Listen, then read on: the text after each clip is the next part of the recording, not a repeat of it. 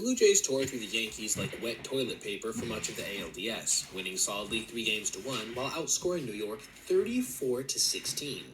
As such, everyone was excited to see how their bats would come out of the gate versus a Mariners team that was just one day removed from a 15-inning marathon versus the Tigers. But not only would this contest not turn into the rout some people seemed to think it would, it actually ended up being such a dominating performance from the Mariners pitching staff, and simultaneously an anemic one from the Toronto bats, that it broke a very interesting record, and in a way that wasn't even close. This would, however, not have been anything you'd have expected based on how this game began, as after the Mariners threatened in the first but didn't score when Cal Raleigh was called out on this very close play at home, courtesy of a bit of a lackadaisical tag from Alejandro Kirk, George Springer came up and launched a first-pitch home run to right field. An opposite field shot blasted out at nearly 110 miles an hour. Then, to make matters worse, starter Bryce Miller would put two guys on with just one out on walks immediately after. Just how bad was it going to get? Well, as it turns out, not very, as the righty managed to settle down to retire Kirk and Dalton Varsho back-to-back to end things. This began a run of complimentary pitching, back and forth, that rivaled what had happened in that previous ALDS game versus Detroit,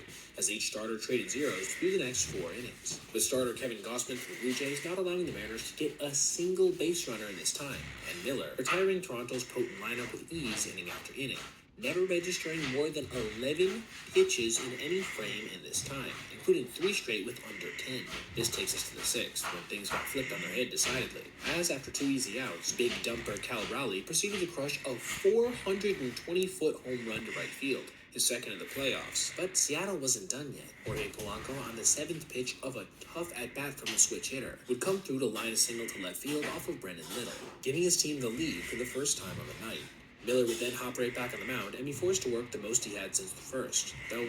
that wasn't really saying much, only tossing 15 pitches to finish his night with just 76 thrown, 52 of those being strikes, in 6 innings of one-run baseball. The next inning and a half would not feature runs by either team, though the Mariners would threaten, before, in the 8th, Randy Rosarena walked to start the frame, before stealing second and third base, eventually coming around to score on another clutch knock from Polanco. Gabe Spear, Matt Brash, and Andres Munoz would close this one out with 3 straight scoreless frames with 0 base runners, as Seattle's pitching staff on the night combined to allow just 2 hits, giving up 1 run, while throwing 100 total pitches, as pointed out by Jordan Schusterman on Twitter. This allowed them to do something we had never seen before, at least in terms of recorded history, as pointed out by Sarah Langs, as the M's had 8 pitches or fewer thrown in 6 different innings on the day, 2 more than any other team in a postseason game since at least 2000. For those of you that don't know, when a stat is presented as at least, it's because the data is a bit spotty going back beyond that, making it essentially the official record as far as we know.